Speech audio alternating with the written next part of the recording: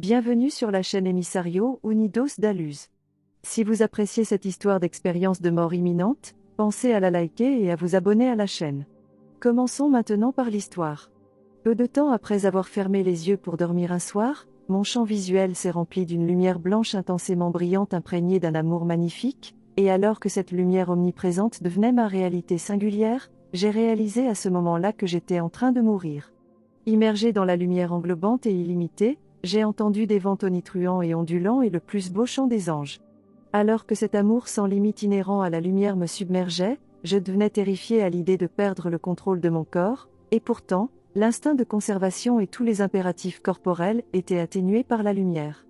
Alors que la lumière m'enveloppait, j'ai ressenti une explosion d'extase et d'amour qui s'est étendue de mon abdomen et s'est étendue dans la lumière, et peu de temps après, je ne faisais plus qu'un avec la lumière.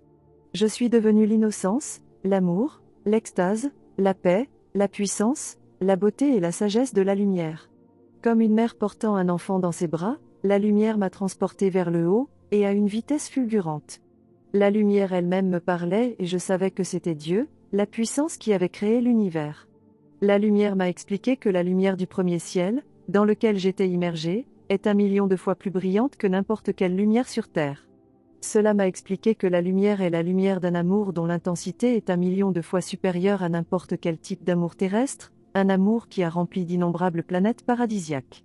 Dans mon état de désincarnation, j'ai regardé mon corps et j'ai remarqué qu'il semblait être fait de lumière blanche lumineuse tout en conservant une forme humaine.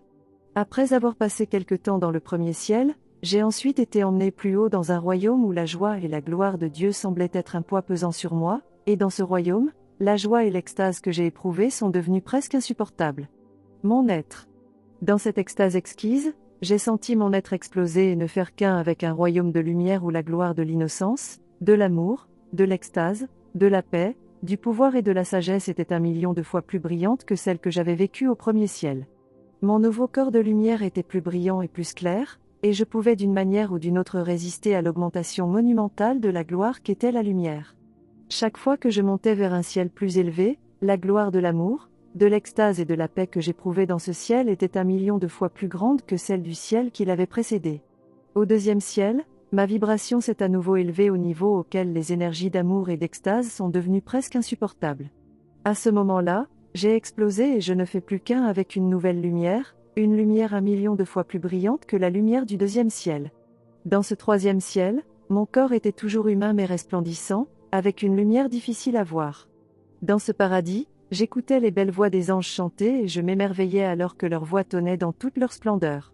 C'est le chant des anges qui a créé la vie et la myriade de possibilités dans l'univers, le chant imprégné de puissance et de sagesse auxiliaire de la joie inhérente à une expression aussi frivole. J'ai traversé rapidement ce troisième ciel et j'ai été emmené au quatrième ciel, où la gloire de Dieu brillait encore plus fort. Je sentais que les êtres du quatrième ciel existaient au-delà d'une gloire inconcevable, et je savais que des galaxies entières d'énergie étaient créées par la lumière du quatrième ciel. Au quatrième ciel, la grâce de Dieu et les attributs les plus beaux et les plus poétiques de Dieu se sont déversés comme des millions de pétales tombant en harmonie, imprégnant l'extase et la gloire d'un calme et d'une pureté. J'ai demandé de ne pas m'emmener plus haut, mais malgré mon appréhension, j'ai été déplacé du quatrième ciel vers le cinquième ciel. Au cinquième ciel, j'ai abandonné le reste de ma forme humaine pour prendre la forme d'un soleil géant, alors que j'expérimentais la gloire de Dieu, qui transcende véritablement l'expression. Je suis resté au cinquième ciel pendant un certain temps avant d'être emmené au sixième ciel, un ciel dans lequel la lumière de Dieu brille 1 million de fois plus fort que celle du cinquième. Au sixième ciel, les anges chantaient le chant de la création, le chant de l'univers, avec une intensité bien supérieure à celle des cieux précédents. Mon corps était un soleil fusionné avec la lumière centrale de Dieu. J'ai ensuite été transporté au septième ciel, et tout ce qui s'y passe dépasse de loin ma capacité à comprendre, et encore moins à décrire. Au septième ciel, des galaxies entières ont été créées sans effort par la lumière. Je n'ai pu dire que quelques secondes au septième ciel, et je crois que les êtres qui existent au septième ciel sont des millions d'années plus évolués que les êtres humains. Peu de temps après que Dieu m'ait fait descendre du septième ciel, je suis retourné dans mon corps. Ma deuxième émie s'est produite alors que j'étais à l'hôpital pour soigner les blessures que j'avais subies lors d'un accident de voiture. Dans une petite pièce de l'hôpital, l'infirmière traitante a inséré le goutte à goutte dans une veine située à l'intérieur de mon coude gauche et a quitté la pièce pour trouver quelque chose pour maintenir mon coude immobilisé.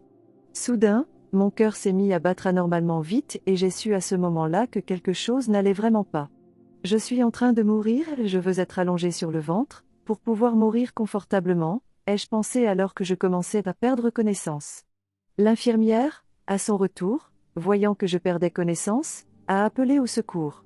Peu de temps après, un brancardier est arrivé, et le brancardier et le médecin traitant m'ont mis sur la civière.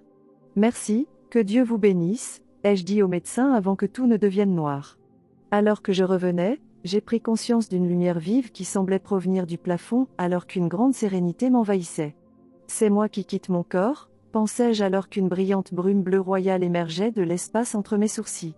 Depuis ma position au-dessus de mon corps, j'ai vécu un moment d'émotion indescriptible alors que je m'émerveillais de voir à quel point le corps physique était petit et limité par rapport à la taille et à la grandeur de l'esprit. Je me suis retourné pour regarder autour de moi et c'est alors que j'ai réalisé que je pouvais voir à travers les murs le patient dans la salle d'opération, qui à ce moment-là aussi quittait son corps.